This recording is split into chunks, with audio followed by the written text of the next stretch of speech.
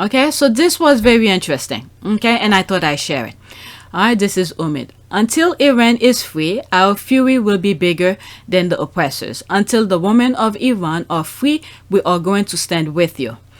That was a quote. The powerful Mohammed Abir al-Shala. Okay, so I know I'm pronouncing wrong. I'm apologizing. Abir al-Sahalani. Okay, a Swedish member of EU Parliament, cut her hair to stand in solidarity with anti-regime protesters in Iran. There's a lot of things going on in Iran right now. A lot. There's schoolgirls who's removing their, how do they call this, their jihad, what's that thing they put over their hair? I forgot how you call it. All right, but let's listen. So a lot of things going on. Basically, this is how it started, okay, with Iran thing, to give you a perspective, because a lot of the videos that they have, it's I'm pretty sure YouTube will not allow it. The thing is that there was a young lady where in Iran, police had, I forgot the interaction between the young lady and the police, and she ended up dead. Okay, so people got really upset about it, and they went out and protest. And there was one video I showed, but I stopped in between to show certain clips of it, because if I let it play out completely, I know YouTube will have issues with it. So women are going out and protest, and they want to remove their head thing, scarf, and stuff like that. So this is how it started. And in one video, I made a comparison with this, with what happened in Egypt, when that merchant was being harassed by one of those authorities or whatever it is, and then he set himself on fire. And then we had the Arabs, how do they call it, something spring, Arab Spring. And then all the Middle Eastern people, majority, not all, majority of people went and protest and all of that. And things happened in Syria, but the guy's still there due to help of Russia and stuff like that. If you guys pay attention, you know. All right. So I see that same parallel is happening here. Okay. May not be the exact same thing, but similarly. So let's see how this goes moving forward. Okay, right now Russia is in a huge mess by himself. At that time before, Russia was at peace. They were not at war, because right now Russia is at war with Ukraine. But when the Arab Spring happened, with the ripple effect, where people taking out to the street, and in Syria and all these other places, but the people could have won their, I'm talking in terms of Syria right now, could have won whatever it is that they were fighting for with the help of the US. But Russia came in, and, you know, if you pay attention, you will know. All right. So, and Syria's president or dictator, whichever you want to call him, is still there. What's his name? I forgot his name. All right. And I think his wife or something is half British or something like that. All right. So the parallel is happening here again, with now this one is taking place in Iran. Okay. But with women. Let's it's 1 minute and 12 seconds. Let's listen. Shown by the women in Iran. Persian, Azeri, Kurdish women are paying the ultimate price for freedom, their lives. A courage that has not been met by you, Mr. Borrell, when you didn't take the opportunity during the General Assembly in the UN and took a stand for the women in Iran. Wow. Enough for the press releases now. Enough for the mumbling. This is the thing here that Meghan is trying to, I'm not saying Meghan spoke about Iran issues. I'm not saying that. But something she said here where the guy had a chance to speak up about it. He didn't say anything.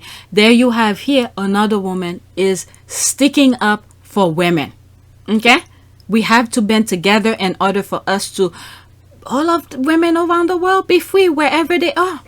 Okay? From men oppression. And then we see here in the US, a lot of people are not really paying attention. They're grabbing back. They're removing, restricting women's right and all of this. So it's going worldwide. And this is another reason why I said 2020 election was very important. It was very crucial. And the midterm election, this is what will set things apart. Okay, we will see how the midterm election in the US goes, because it's almost similarly to what happened in 2010 with President Obama. If we get the same result, okay? So we are at a very critical moment right now. If people go out and vote and choose the right people to support Biden, then we will, that shackle that they put on Obama, to prevent his agenda from moving forward, then we will repeat the same thing again. But if people go out and vote intelligently, with know who each candidates are, who are for progress, okay, it doesn't really have to be, well, I guess in this day and age, yeah, it has to be Democrat, because majority of the Republicans show their faces, who they are. So you better believe them. So pretty much democratically, you should vote for, well, not should, but, you know, pay attention, that's all, because they are more about moving forward, progress. All right, so let's continue. It's time to speak out, it's time to act. The hands of the regime of the mullahs in Iran is stained with blood. Neither history nor Allah or God Almighty will forgive you for the crimes against humanity that you're committing against your own citizens. Yeah. We, the peoples and the citizens of the EU, demand the unconditional and immediate stop of all the violence against the women and men in Iran. And the thing is, why this is very important to Europe, because I've said this before, and we're seeing the same thing happening over, and I'm repeating myself. When these countries, Middle Eastern, whichever, your respective countries, is at peace, guess what? You will not have refugees. So if everybody stay in their respective places, okay, I could understand people go visit, tourism and all of that, bring money into the country, and then they go back home. Then you don't have to deal with refugee. So this is very crucial to Europe and pretty much every other country, because when these people are not safe in their homeland, everybody wants safety. They want everything that you would want for your own children. Okay? Food, shelter, and a bright future, and all of that. All of them, they want the same thing too. But if their homeland is preventing them from living their life the way they should, so they have to go to a place where it's safe. And then, guess what? Then it's a burden to the next country that they move into. Okay? So it matters. So they should do something about that. All right, so let's continue. Until Iran is free, our fury will be bigger than the oppressors.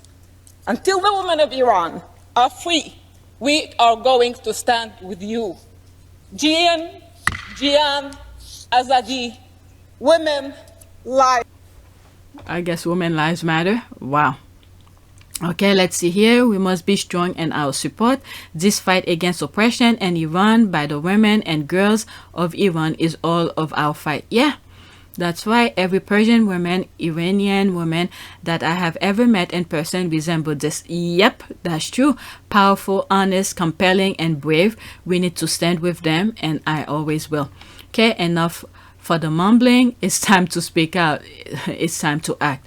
Okay, powerful and courageous, standing with Iranian women, fighting for freedom, silence no more. We need to make this a bigger story. Yeah, and then they arresting some journalists who did put this information out, because they didn't want those stories that's going on in Iran to be out of the country, because this is what you get. People like me and other people will know it, and then there it is, right in the EU place, they knowing about it.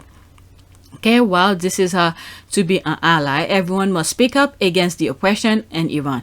There's a cry, there's this, freedom to the girls and men of goodwill in Iran. All right, so that's it.